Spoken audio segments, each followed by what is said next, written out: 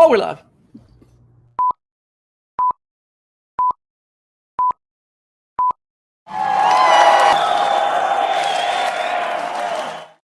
Woo!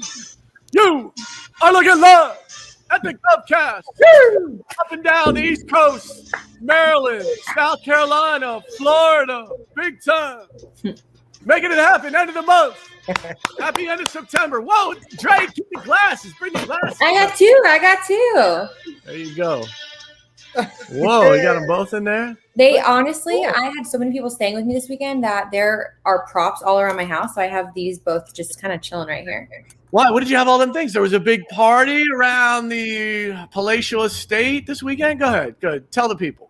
No, my mom, it was my mom's 60th. So we threw her a surprise 60th birthday, 80s theme. People love that. Look, when they're 60 and you tell them they're 80, people love it. She'd kill me. Honestly, it came out fantastic. I'll have to show you a lot of like actual footage from it, but it was awesome. We had strobe lights and lights, and it was just bright everywhere. We had this huge balloon arch. It was so fun. Your mom. It's a shame she's 80 though. It probably bothered her a little bit, but that's okay. No, blonde hair. You said you got a blonde hair picture you were going to show. Yeah, but I was going to show you this. It was her with the little sash. Oh, we can't. We got a little glare. Hit that to Lacey, and she can throw it up on the screen. We'll get a full during the show. Flash it up. We'll do it at the end. We'll bring it back. I will. And then this was me with my wig. Whoa, there it is. Look at you. Big hair. Big Beyonce. Hair. Yeah, that's it was a lot. That's it was a lot. Right. Send that one to Lacey. Send that one to Lacey to get it up on the. We'll show it at the end. I will. It was super fun. Halloween. Huh? Wait. I'm gonna have to borrow that for Halloween. That'd be a good for it. It was honestly, my head was so sore by the end of the day that I was dying, but it was fun. We don't have any hair. It wouldn't hurt as much. You got a whole head of hair you're trying to cover. Exactly. Yeah, it was hard. See? End of the month, Dre. You doing all right? You okay? You got 2 days left, today, tomorrow. How's it feeling? Honestly, I'm not really stressed. Now that you bring it up, I think I might be a little more stressed. I feel good. Things are happening. People are excited. End of the quarter. So end of the quarter, end of the month, always big time. Popping off. Hope your business out there pops off at the end of the quarter like ours. Stevie B, you got something? I see you ready to go. What you got? Oh, it's also end of the fiscal year for federal agencies. So, why don't you fire that off? Why don't you officially introduce yourself and tell people at the end of the fiscal year? Stephen Bryan, the Dean of GovCasters University. Yeah, just talking about spending and things ending. Right now, it's a buying frenzy. It's crazy. The federal agencies are using those use it or lose it funds. So they're buying things before the new fiscal year, which starts October 1st. So excited for our guest today, Jack, to share a little light. Yeah, this is gonna bother everybody today. We always talk about you can win a deal in days. And so our guest today, Chip Ellis, is going to talk about how you win government deals without doing a bid. For all of you traditionalists, old school folks, you're going to get all a nerve today, but we'll get there in a minute. Dre, you want to tell the people about yourself, your background, who you are, what's happening, time in your career, doing big things? Yeah, so I will be not a regular on the GovCast anymore, special guest. I'm going to take a position and sell to the government. It's a passion of mine, so I'm going to be leaving this company, the Dean of GovCasters University, and putting where my heart is, selling to the government, helping out agencies across the U.S. So look, it's just a great time. We always mention it on our shows. There's the American Rescue Plan Act, all this funding, and now's the time to sell to the government. So yes. I got to do it. So I love everybody. Appreciate tuning in, and the Dean will always be there. Hit me up on LinkedIn if you have any questions. I'd like to help you through whatever you're doing out there. So it's so good. Look, it's so good. You'll be like a live case study because you'll be like, oh, the GSU stuff, all this works. You'll take it all with you. And look, we'll just like every month, at least once a month, check in and be like, how is all the theory working? So Steve's going to go apply all the stuff that he swore works, right, Steve? And you'll give us stuff that's good and stuff that's bad. Yeah, well, the whole theory, we based it off our government sales division for the past 4 years, right? Like we actually put this plan to work. That's how we know it works, and that's how we've helped out, thousands of students. I just can keep the good times rolling. Well, you got to be like, this section stinks. This is so outdated. So we gotta. I got you what you're saying. I'll definitely help you out with that. Give me some new content. Yeah, look forward to the real world feedback when you're like, this section of GSU, that's so outdated, 1973 stuff. So, man, there you go. Watch out, Steve's emotional. You got to post a position. Yeah, if you know a dean or have ever met a dean in your life, ever, recommend them here. The we need a new dean. Is a procurement professor. You got to have that on your resume, right? Nice glowing tan. It's very prestigious. You get a little emoji like that. So Steve, the dean, we're keeping that. Sorry, Steve. We're going to trademark that one and keep it. So you could have it. That's a. You want to share with the audience your dean tattoo that you have? You want to share that? That's life committed. Can I take off my shirt on this? No. What about Chip? Where's Chip? Oh, no. Yeah. So, anything else? Any other updates? No, I think we're good. Great. So, today we're super, super, super blessed. Today we have Chip Ellis, the president and owner of the International Association of U.S. Government Contractors. So, Chip Ellis, thank you for being on the show today, getting us back. Get us back straighten out. Steve was about to take off his clothes, and that's always a bad start to the show. So, Chip, can you tell folks a little bit about your background, please? Oh, thank you so much. Thanks for having me on, Jack, Steve, Ray. This is awesome. So much fun. Real quickly, guys, the last 15, 20 years, I've been just helping thousands of small businesses get into the federal government without the bid process and without all the paperwork and red tape and mind-numbing experience that you normally associate with federal contracting, and how to do it without needing to hire expensive government consultants, how you can do it yourself. It's not easy, but we found this no bid process maybe the fastest, easiest, lowest cost way to get in and really take your business to the next level. So that's my background now. Blasphemy, Chip. This show will have the most. We will just watch the comments on this show for the next 2 weeks. That is just going to stir the pot. We just say that about state and local. It bothers people. You're about to say it about federal. It's going to bother people. But look, before we get to that, let's go back. So University of Michigan, came out of school. University of Michigan, go blue.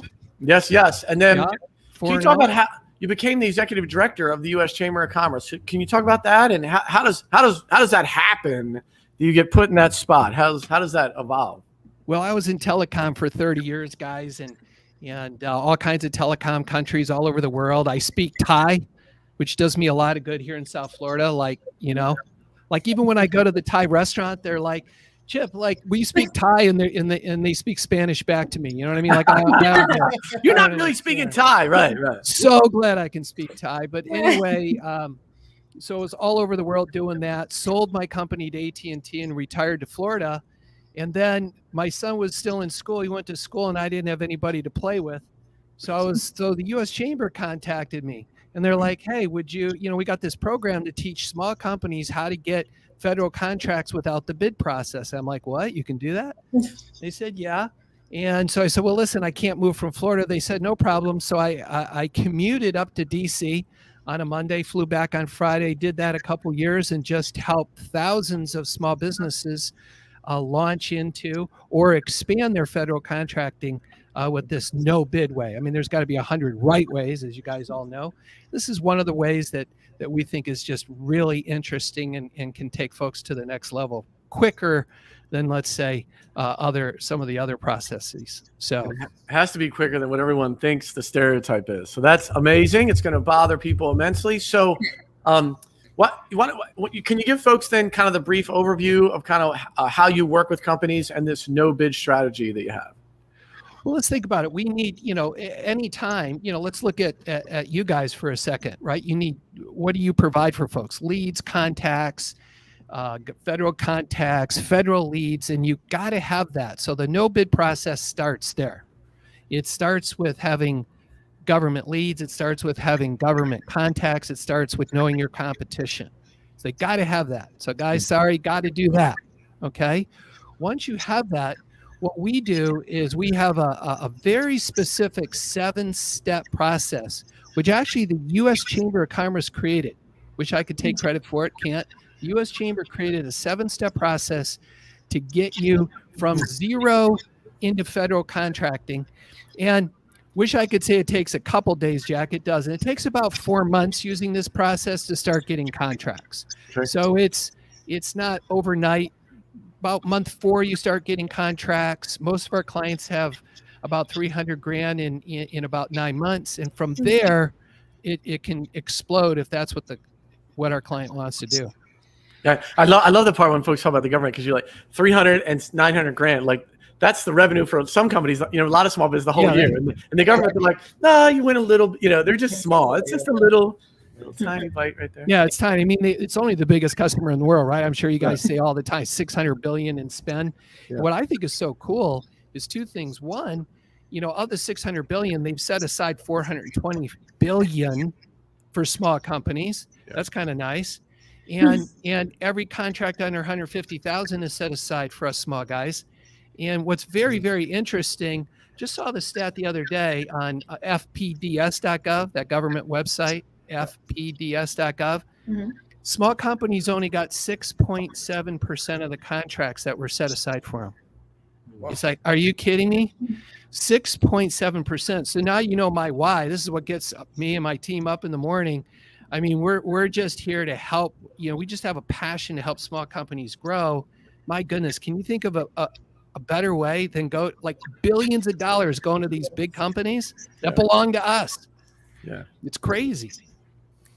So you mentioned the 7-step process. I know you can't take ownership for it, but would you mind telling us a little bit about it? Oh yeah, I'll just quickly run it through because it's a best practice, guys. There's nothing like proprietary about it. You know what I mean? It's just a 7-step best practice, kind of the straightest path to getting to contracts. Obviously, you have to get your SAM and SBA registrations. I'm sure a lot of your audience already has those. That's step 1. For those who don't have it, we actually get that for them. Step 2, a 1-page capability statement. Again, everyone's familiar with that. If they've been doing federal contracting, but they've changed the format on it now, there's a certain format they want, or it's more difficult to get contracts, so we put it in the format for our client. And then, as you know, there's 4,600 agencies and sub-agencies. It's just crazy. And so we pick out the 10 agencies in their area that do the most business of what they sell. So if they're a landscaper, we find the 10 best agencies in their area that are buying landscaping. And then once we find the 10 agencies, we find 45 federal buyers. Okay, 45 federal buyers in those agencies that buy what they sell. And we're looking not just at, quote, contracting officers or purchasing officers, but we also look at end users. Okay. Very important, small business specialists, those OSDBU people. Yeah. For some of you folks know that. And so we look at those 3 groups of people. We come up, and then we almost become a telemarketing company, if you will. We reach out to those 45 people. It takes us a couple months, and we qualify them. So we go from 45 down to 10, like a top 10 hot list, people who have contracts, want to do contracts. They do no bid, because not every buyer does no bid contracts. And so we narrow it down. And so we hand our client these top 10 hot prospects on a silver platter. And to tie it into a bow, we partnered with Sandler Sales Training National, and together we created how to build relationships with buyers and users, small business specialists, using the Sandler methodology. Really cool. I mean, I'm sure everybody in the audience knows how to build relationships, but this is such an exciting, it's just build it faster, better, quicker, right? And that's why you can get to contracts in 4 months instead of a year, 18 months, and everyone's saying how hard it is. It's like, depending on which best practice you use, it can take you a year and a half. But our experience is very rare that people aren't getting contracts in 4 months. Very rare. Happens, but not the usual. So that's the process. Can we recap that again real quick? The 7 bullets. So first one's like register on SAM, right? Right. Or capability SBA statement. That's 2. Find the 10 best agencies. That's 3. Or the 40 agencies. Find 45 people. 10 agencies. Okay, 45 people. Oh, 5. Oh, I skipped 5. Yeah. Thank you for recapping. I was going to say, we build a 52-week online and offline follow-up system for the client, because the fortune is in the follow-up. Yep. And so we create, it's a best practice created by AT&T that we've licensed. And so we create this online, offline, using emails, postcards, greeting cards, letters, phone calls, this whole massive follow-up system. What's the best responses? Do you know? Like, do you have a metric or study as far as emails or snail mail or the calls? Oh, offline is way like 9 times better than email. Okay. And then, so we go offline to those top 10 and then online to the other 35, right? Because the top 10 are hot. So, yep. And then step 6, we narrow it down. We qualify those 45 people, create a hot top 10 list. And then the last step is implementing the Sandler system and building relationships and that kind of thing. So, yeah, man. Got it. Those 7. I'm looking here. As far as Dre, do you have any more questions? Because I have one for Chip. No, go ahead. Okay. So, you threw out that stat. I think it was 6.7% was from FPBS, right? Has been secured, which to me, I interpret that as 94% of the money that's set aside for small businesses was awarded to big businesses. Yeah. Is that correct? That's correct. 94 plus is going to big companies instead of small. Well, why aren't these small businesses going after it? Like, what do you think the reasons are? Like, what do you hear out there in the market of why they wouldn't be pursuing that government work if it's designated for them? Oh, yeah. I mean, there's some serious myths out there, Stephen, and you guys have seen it. But, the myth of I'm too small, right? A lot of people say, oh, I'm too little. Really? They got enough big guys, right? Like this is a small guy game. I mean, look at the three laws. I mean, 33% of the money set aside for us, every contract under 150. And by the way, 31.7% of the big guy's contract has to be outsourced to a small guy. So it's really a small guy's game. Also, people think they have to be in business for 2 or 3 years. Just not true. You can be a startup and get contracts. That is such a myth. Yeah, the past performance, right? That's one thing. Oh, yeah. Past performance. You know why? Because you needed to win a bid. But guess what? This is a no bid. Oh, like past performance, you can't win. Oh my God. Exactly. You gotta, so I always laughed at past performance. Like, okay, I need past performance to win a bid, but how can I win a bid? Because I don't have past performance. So how do I get performance if I can't win it? It's like getting a job, your resume. They're like, what's your experience? Well, I'm out of college. I don't know. I got this internship, but I don't have a real world. That's the beauty of the no bid. They don't require that past experience. And obviously you got to know what you're doing with your company. I mean, you got to do a good job and but you certainly don't need. And another big myth is the red tape, because the average federal bid spec is 83 pages. So you got to write a novel just to get a little contract. Sure. And with the no bid contracts, there's no bids, there's no spec. Now, yes, there's a scope of work. But there's no bid spec. And so what's beautiful about that, how in bid specs, page 3, it says paint a red door. And on page 7, it says it's a green door. And you're like, wait a second, do you want a red door or do you want a green door? And you're calling the buyer and you're like, hey, what do you want? And the buyer's like, I don't know. And you're hanging up the phone like stupid, like you can't even answer a simple question. And so what happens with the no bid contract, instead of all that stuff, give you a scope of work. And this is going to blow your mind. They give you a fixed price. So they say, we've got exactly $147,000, 682 and 15 cents. Yes, right to the penny. Mm-hmm. So they give you the price, they give you the scope of work, and they say, hey, look at this for the next, you look at the job like you would any other job. Yep. And if you can do it, you got like a first right of refusal. So you can say, yes, I want this job. It's mine. You take it. By the way, can't negotiate the price. Very important for your audience to understand. Guys can't negotiate the price. Why? Remember how we're at the end of the thing, the use it or lose it budgets. Here we go. Well, guess what? They're giving you their budget right to the penny. Yep. They can't go a penny over because the law says. But they don't want to go a penny under because then they would lose it next time and hate you. You with me? Yep. So if you can get, if you could have done the job for $100,000, you're getting 150, do that. But you can, if you need 160, you got to walk. Now, a lot of people ask me, well, what happens if I walk? Like I look at the job, and by the way, you can walk for any reason. It might not be money. It might just not fit your installation schedule or whatever. So they offer you this no bid contract. You take a look at it, you go, it just doesn't fit for whatever reason. And you turn it down. What happens? They love you. What? They love you. Why do they love you? Here's the biggest problem that the federal buyers and end users have. Small businesses that don't do what they say. Yeah. That is their number one biggest problem. Here's all these laws. Picture this poor buyer. Like the law says they got to give it to a small company. They do, and the small company screws it up. Yep. Yeah. Like they give it to the big guy, then they don't make their goals and they can get dismissed. It's all bad. So when they can find a small business that does what they say, that's actually honest with them, I know it's crazy.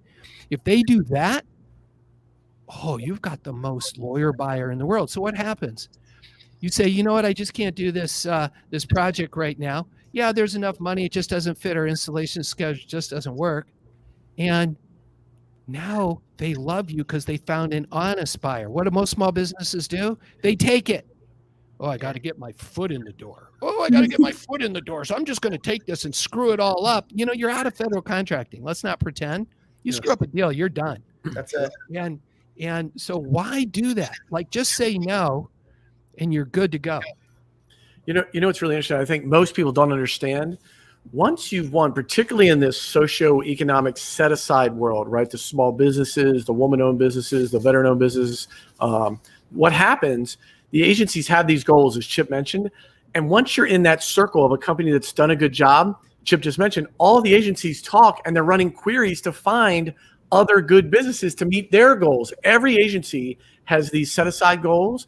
And when you do a good job, literally you'll get approached by agencies to do business for them because they're trying to meet their goals. It's like, it's not a nicety. It's like there's a whole infrastructure at the federal agencies to make sure they hit these goals. It's not like, hey, it'd be nice in your personal life if you save 10% of your money. It's not like that. It's like, seriously, people's careers and the spending and future spending are contingent upon these numbers. It is very, very specific, and it's a serious thing. The agencies, so this is not some whimsical, I hope we give 10% of it to small business.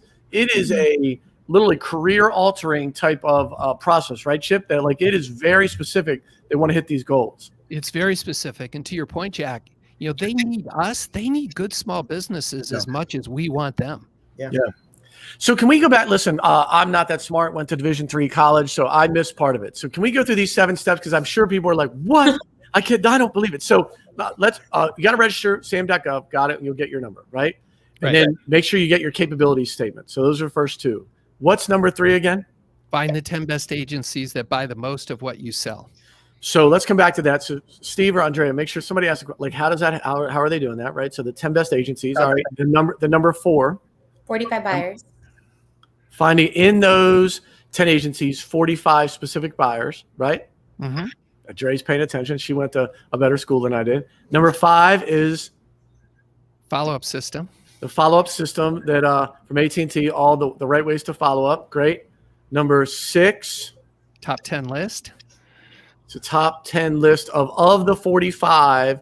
Your company will actually make the calls and get them down to 10 buyers that are interested in what the company wants. Mm-hmm. Right? So listen, for our audience, that's worth everything because we deal with people all the time. They want to make the calls. Yep. And then number 7 is using the Sandler method to get the deal, build relationships, what have you.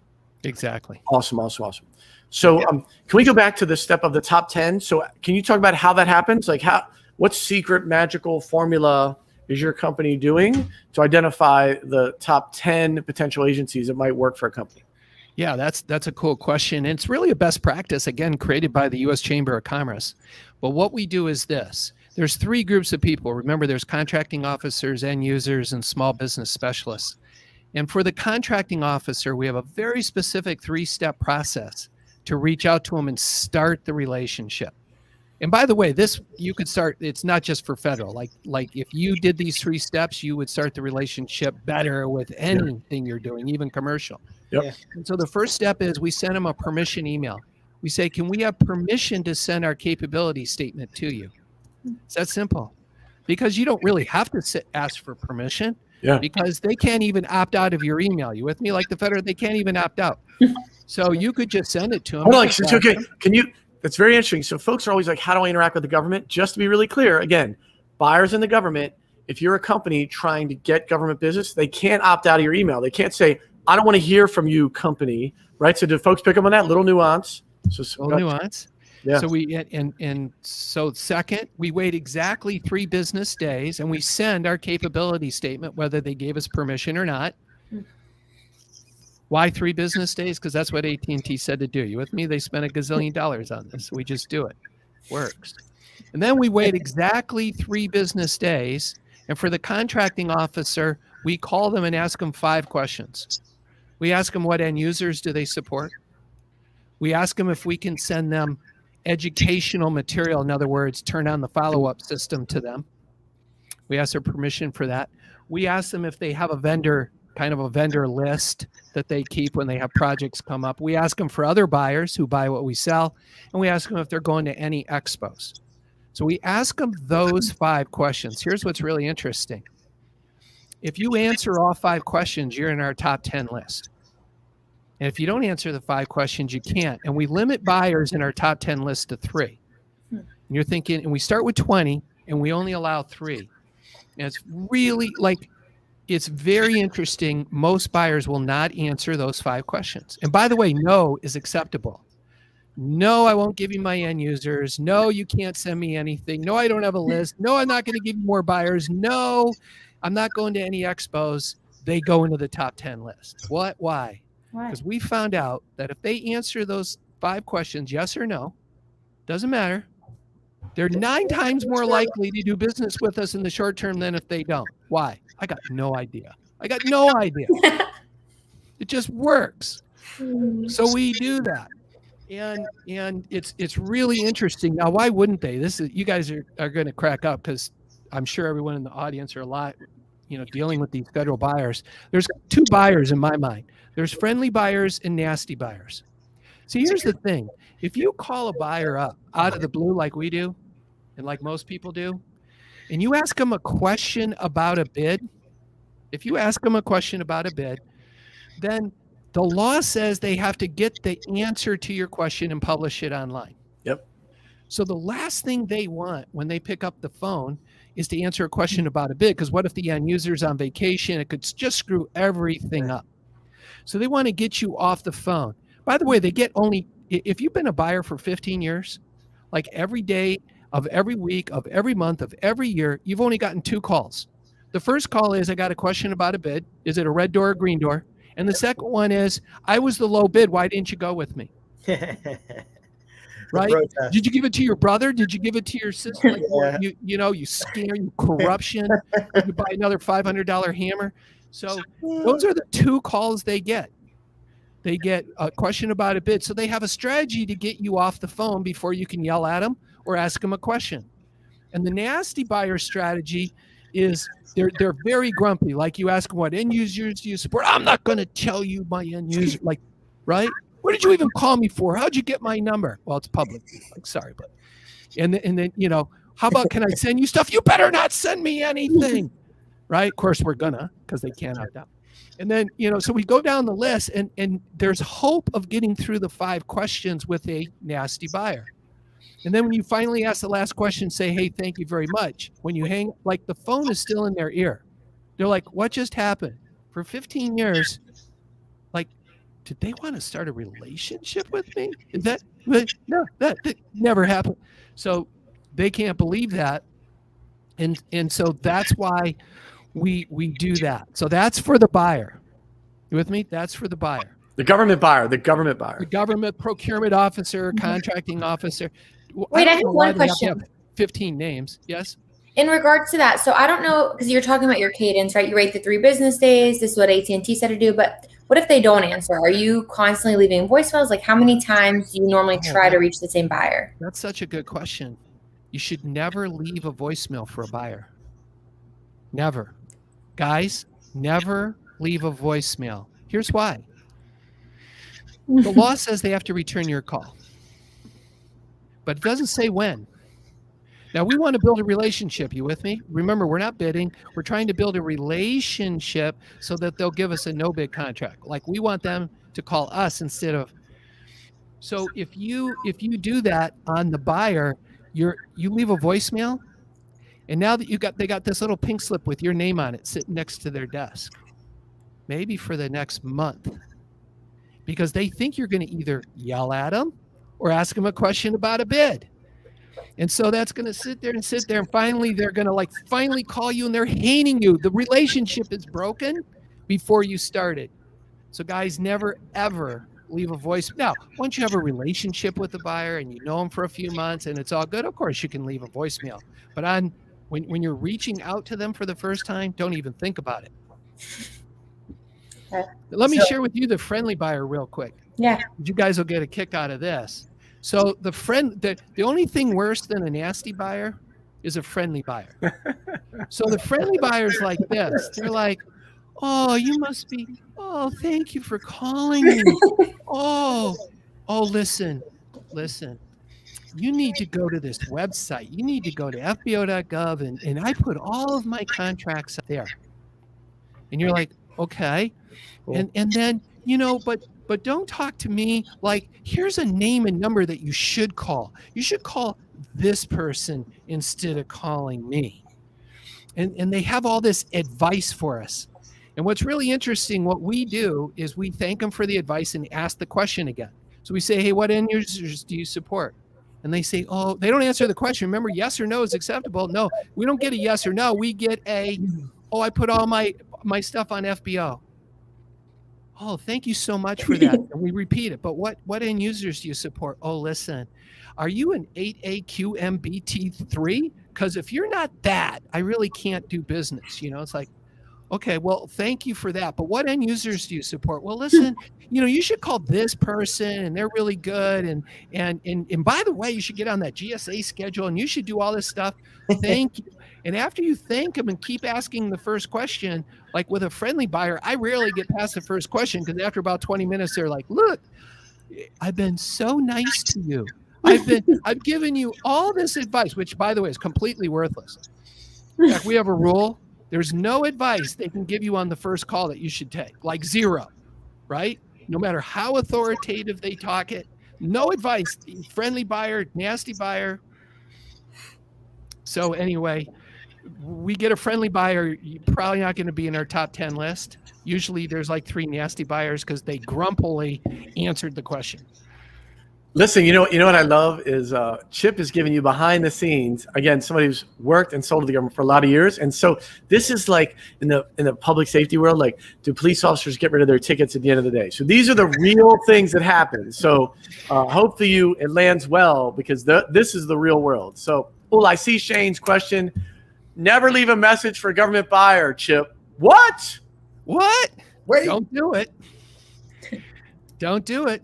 Unless you don't want to build it. So let's go back to no bid contracting just for a second, because maybe if you're bidding, you need to do that. But if you're doing this no bid process, here's the secret. Like, people ask me, why wouldn't I be successful with this process? Like, yeah, you're telling me all the reasons I'll do it, but what are the stumbling blocks? Why won't I make it to $300,000 in 9 months? That kind of thing. And the first thing is, you have to be really, really good at relationship building. And not just, because people go, oh, it sounds too good to be true. Really? Let's see you build a relationship every week for 4 months. Okay. Like try that in a professional way, where you're not just calling up the buyer and going, hey, you got anything for me yet? Oh, no. Oh, let's decide how well that would build a relationship. So we've got relationships. So you got to be super, you or somebody on your team better be amazing at building long-term relationships in a professional way. That's number one. If you can't, don't do the no bid process. Okay, go find a bid and fill it out, dot your I's, cross your T's, put a stupid low price and pray. And so the second thing is, so federal buyers in the no bid realm, you're going to be, listen to this. In fact, I'll put this out for everybody. I'll have to share my email. Because you might be thinking, well, wait a second, Chip, if I'm building a relationship with this buyer, like, why would they call me with a no bid contract? Why wouldn't they call the other 30 people that they've been dealing with? Like, why would they call me and not somebody else? So guys, here's my challenge. if you build a relationship with a buyer and they have a relationship with any other small business, no, I'm not talking about in your industry, I'm talking about any other small business, I'll buy you dinner, and when COVID's over, you can name the country we have it in. Nobody does it, guys. Why? Because everyone thinks they have to bid. Think about it. City, county, state, school board, for the most part, is all bidding, isn't it? Yeah, they have a few no bids, but you got it. No bid. It's got to be the low bid. Well, the federal government, are you ready for this? For every one they bid, 1,000 they don't. Wait, what? For every one they bid, because it's just easier for the buyer. Yeah. So, right, so that's the one thing no one's about. Yeah. Not only do the companies not want to do it, the government doesn't want to do it either. Nobody wants to go through a 9 to 12 month process of analytics and delay. No, that'll probably get protested anyway. So now you're out 18 months. It's like a teacher writing an essay test, right? Like they got to read the thing after they do it to the student, right? Isn't it easier to just put multiple choice and check true or false and they're done, man? And put it through the Scantron machine. Right.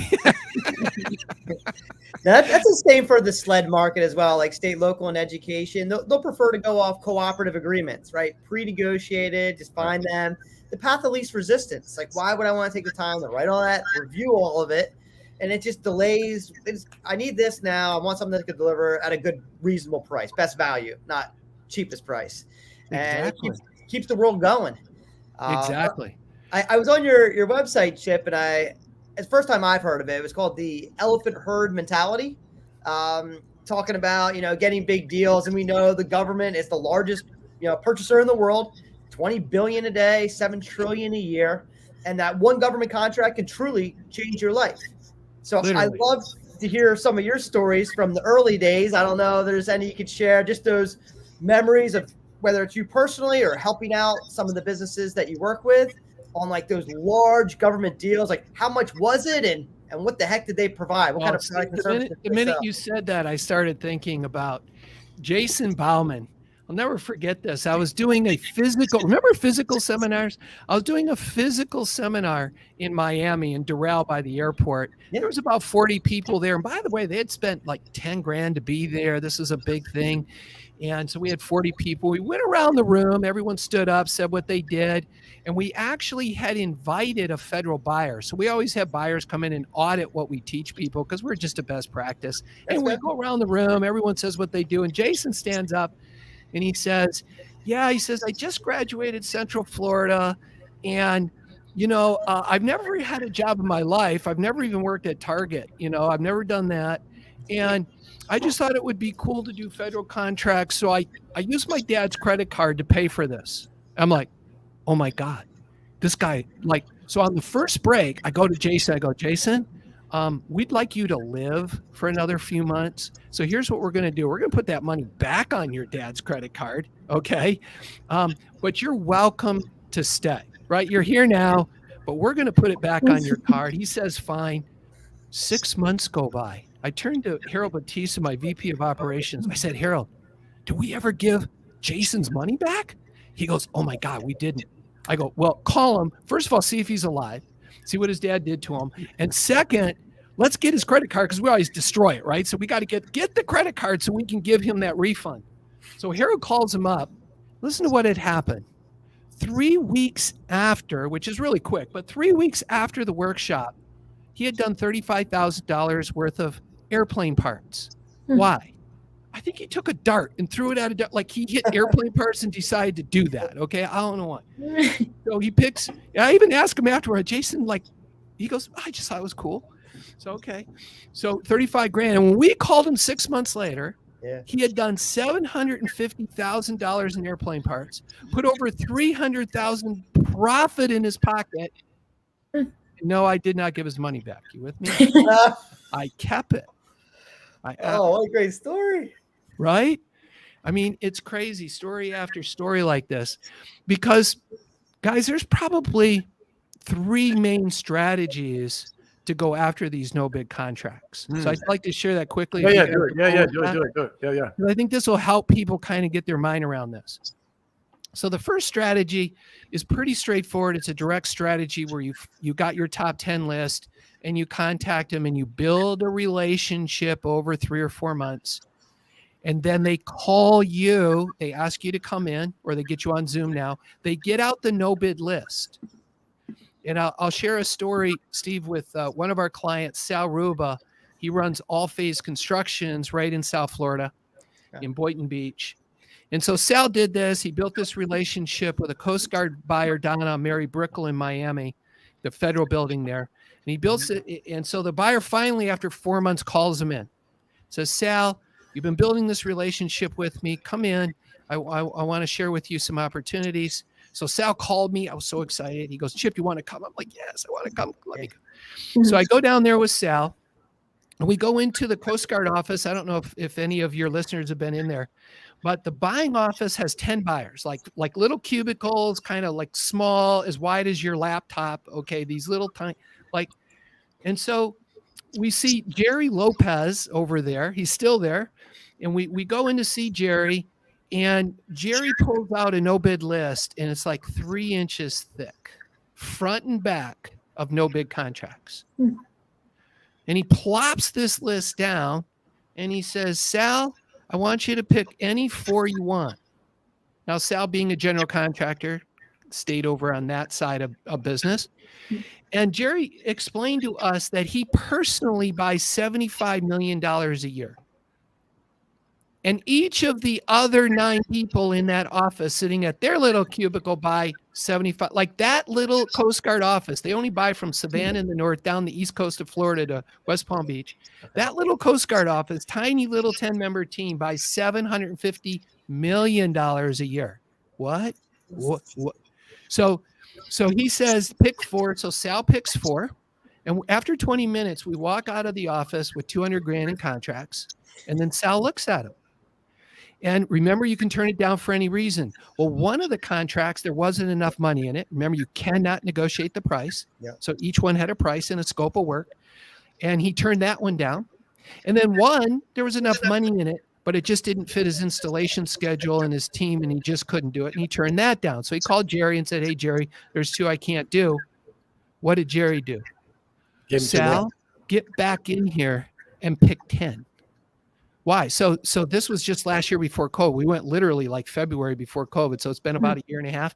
He's made millions and millions of dollars from Jerry Lopez. You know how many buyers you need to make a fortune? One. Not 10, not 100, not 1,000. 1. And let's get crazy. What if you get 3? And by the way, Jerry told us, we said, Jerry, how many relationships do you have? He goes, Sal, you're it. Sal, you're it. Sal from Boynton Beach. So that's the first strategy. Second strategy, so that's very straightforward, right? Build a relationship, get called.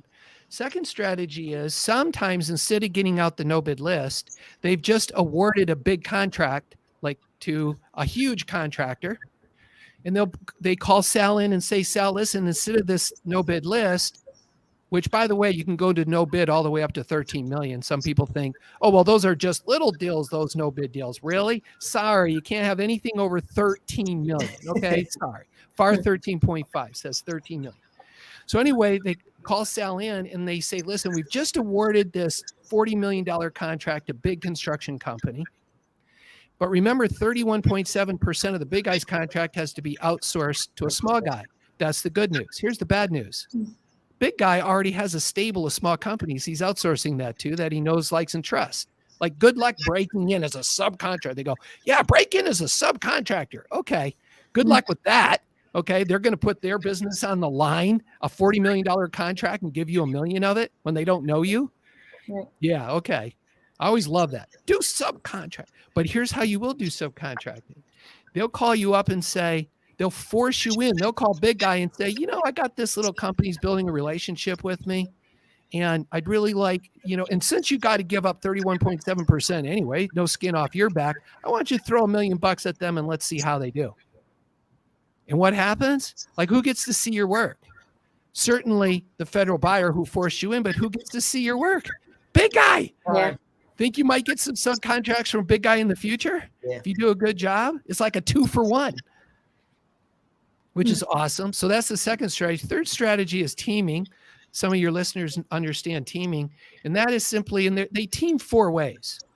just to kind of break it down. It took me forever to kind of get this because teaming, there's like 1 million pages in the FAR on this, but teaming just breaks down into four situations. One situation is they want you to team with a big guy. They want the little guy to team with a big guy. Here's an example. One of my clients, Dean Ledbetter in Fort Lauderdale, New Paradigm Construction. He drove from Fort Lauderdale to Orlando, about a 3-hour drive to the VA hospital there to build the relationship with the buyer up in Orlando. And after about 4 months, the buyer pulls out his no bid list and he says, Dean, I've got about 30 construction projects here. I want you to pick 6. It was like Lucy with the football, like he's handing them the thing and he pulls it back. He goes, no, but Dean, before I let you look at what 6 you want to take there, I've got $50,000 to remodel an operating room. And Dean, I'm just going to tell you straight up, I don't trust you 1 second to walk into my operating room and remodel that. I'm not letting you in there. There's only one company I trust to do that. And by the way, they're huge. They're $1 billion company. Can the buyer, by law, go to $1 billion company and give them the $50,000 remodel room? No, because the law says every contract under 150 grand has to go to a small company. Yep. So he can't be like a normal human being. So he goes, Dean, here's what we're going to do. I'm going to give you this contract. I'm going to let you take 10 grand for your grief. You're going to turn around and team it back to big company. I'll call them to make sure they know what you're doing. And if you'll do that for me, if you'll do that team, then I'll let you pick 6.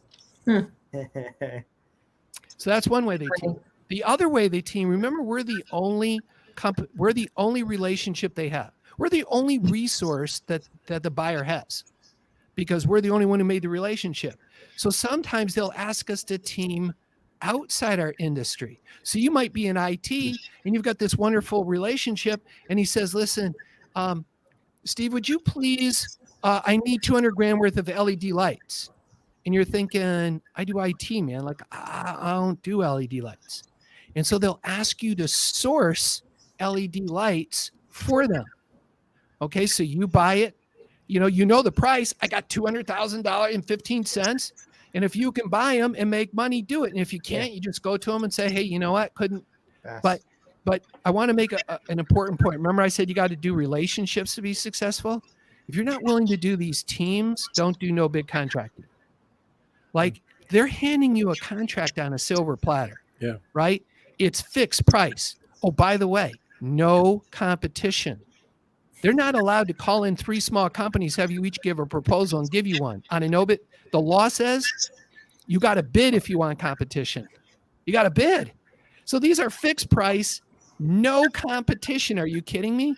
So in return, we want to do favors for them called teaming, where at least try to source. You're not always going to be able to source it, but if you don't try to, source for them, like I don't want to lose focus, man. Like then don't do this. You're not going to succeed because they'd be like, really? And when you do try to source or you do you're going to make money. I'll give you another quick story.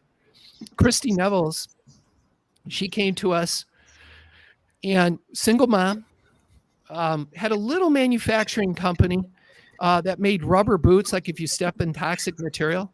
So she comes to me, she goes, does the government buy these rubber boots? I'm like, I don't know. But as you know, you can go to GovSpend and find out, right? Go to your stores. They buy everything. And we literally went to your database and come to find out they did buy $1 gazillion of these boots. Who knew? Of course. So she builds the relationship with the buyer, blah, blah, blah. He calls her up and he says, Christy, I got a little $5,000 order for you. She's like, okay, cool. And she's a little disappointed. It's really small, but she's thinking my profit margin's 40%. So I'll make $2,000. That's a couple mortgage payments. It's all good. And he goes, no, Christy, listen, I need you to team. You see, my end user wants these boots bought from $1 billion Fortune 500 Grainger, which doesn't even make boots. You with me? They're just a big supply house. Yeah. But that's where they wanted them bought. So instead of arguing and taking them off the shelf, she goes to Grainger. She buys the $5,000 worth of boots, sells them to him. But watch what happens. So the buyer was so impressed that she did that favor, that team, that she makes millions of dollars a year just in boot sales every year. Millions of dollars from this one buyer. But it didn't stop there. Remember the BP oil spill a few years back? Well, BP went to Grainger and bought $5 million worth of boots for the cleanup workers. Guess what Grainger did now that they have a relationship with Christie because of this stupid little $5,000 order? They called Christie and placed the whole order with her. $5 million. What was her profit margin? 40%. Yeah. She made $2 million. Like you walk in her office, there's the check. And yeah, she does have the beach house on Cocoa Beach now. Ah. Wow. Chip, I think there's two other teamings. Two other teamings quick. Two quick teamings. Teaming number 3 is sometimes they'll ask you to team geographically. So you may be in South Florida, but they need help in Detroit and it's January. And so you can literally take the contract, find a company up in Detroit that'll do the work for you. And the last teaming is sometimes they need a set aside that's not you. So you might be a service disabled vet. You've got the golden check mark. That's the most important. Thank you for all your listeners who are vets. But sometimes they want a woman-owned minority company, and that's not you. And so don't try this with city, county, state. Won't work. But with the federal government, you're allowed to team with the right set-aside company, and that way you don't lose a contract because you don't have the right set-aside, right? You're not woman-owned. You're disabled vet or whatever. So those are the 4. Woo! Everybody, take a deep breath. Holy moly. Listen, I would just say again, I just want to reiterate for our audience, this is the real world of federal business, right? And so God bless the folks you see on social media that'll give you this, like, hire us and da-da-da. And so, Chip, appreciate you sharing real world experiences of how the business gets done. Because ultimately, listen, the buyers are responsible for getting products and materials to end users, right? Mm-hmm. And they have some goals to meet. And so that happens, in a variety of ways because we all think it's like so pretty. You're like, oh yeah, they just put out a bid and have a whole list of small businesses. And it really does not work that way many, many times. It's like, hey, very entrepreneurially, how can we get the process done? So amazing. And there's a lot of things Chip's company does that a lot of companies will pass on. They'll make the calls for you, helping to follow up. Amazing. A lot of folks will punt on that. And so, Chip, for our audience that's interested in reaching out and learning more, what are all the ways they can reach out to you and talk about the federal no bid process? Yeah, really cool. I mean, our website, fedprofits.com, fedprofits.com. You can see it on the screen there. That's a cool way to reach out. Also, if you're super interested, you want to explore, we've got a 2-hour seminar where we just dive really deep into this no bid process, the good, the bad, and the ugly. And the whole purpose of the seminar is at the end, it's like you can make an informed, intelligent decision if no bid contracting is a good way to grow your business, right? Obviously, it's not for everybody. So we put this together so at the end, you can do it. And so if you want to text no bid to 888-531-2151, you see it on the screen. You can register for that. It's a couple $100. And by the way, at the end of it, if you're like, no, now that I learned, the bad side, that I don't like this, we refund the whole $200. Okay, back it all comes. So I don't want you to feel uncomfortable. It's not free, but it's risk-free. With me, you can come in, learn about it. And if it's for you, great. We'll share with you our programs. If it's not great, you just get your money back and no harm, no foul. So those are 2 great ways to reach out to us if you're interested in learning more about how to grow your business with these no bid contracts. Yes, and I think we also have Chip's for the production team. I think we have his LinkedIn as well. Maybe you can throw that up. There you go. There's Chip's LinkedIn. So yeah, I'm not even going to attempt to say that, guys. So yes, amazing. Take a picture. Great. Chip, thank you so much for sharing some of the real world parts of how government contracting works. And so it doesn't have to be 18 to 24 months. And so appreciate all of your insights and time. Yeah. Amazing. Appreciate your time and energy. We will have you back. Thank you. Great to be here. Thanks so much. Yes. Thank you so much. Appreciate your time on the show today. Yeah, thanks, Chip. It's so funny. I know, having done this for so long, I know that's going to bother. That's going to bother so many people that are inside the Beltway to try to make it seem much more pristine than it is. But, the reality is buyers that work for the government are, again, responsible for getting stuff done, for their agency. Like it's like, just like you and I in our, like when your refrigerator breaks, you got to find a way to fix it. Like, it's not, you can't be like, well, I'll just leave it broke for a while. You got to find ways to like make stuff happen. And so Chip reviewed a variety of those. Any of those stick with you? Anyone's? The one thing that stuck with me, and I think this is one of the use cases, is people bite off more than they can chew just to get that experience. And he's like, that's just going to ruin your whole business, right? So it is relationship built, which we always talk about. We've had webinars on it. But your reputation is key. So don't commit to anything that you can't 100% do in confidence. Even though the money might look good, again, you're never going to get a contract again, and it's going to ruin your whole career. So play the long game with the government and make sure you can deliver as promised. Yes. Dre, any final thoughts? No, I liked all the teaming. I didn't really realize there were so many different ways to kind of go about it. It was just interesting, right? Because you can get in with these agencies, but they're going to ask you to do the favor. So just be ready to do that. So it was interesting. I think it's so interesting. Folks don't realize some of that happens. I would say to wrap up the topic would really, again, once you get a set aside contract, all of the federal agencies are looking for more vendors like that, and they will approach you because they have very specific goals they have to reach. And when you get in and do a great job, they will actually reach out to you, which is amazing. It kind of flips the whole sales process. I think we just have one loose end from the show. Dre, as a blonde, what are we thinking here? Hold on. There it is. Oh, there it is. That'll be her in the back. What do you think of Dre? Is that a keeper style? Are you thinking you're going all blonde? What do you think? No, never. No, that was just it. Just one night. It was just fun. I don't know. It was just something fun to do. That's what Steve. You'll share that with Steve for Halloween. Go for it. There it is. That would be a good costume. Listen, thank you so much, everybody. Chip Ellis, thank you so much for the great insights behind the scenes. Look at how federal contracting is done. God bless. We will see you next week. Stevie Bryan's last formal show next week. Don't miss it. Woo! Woo!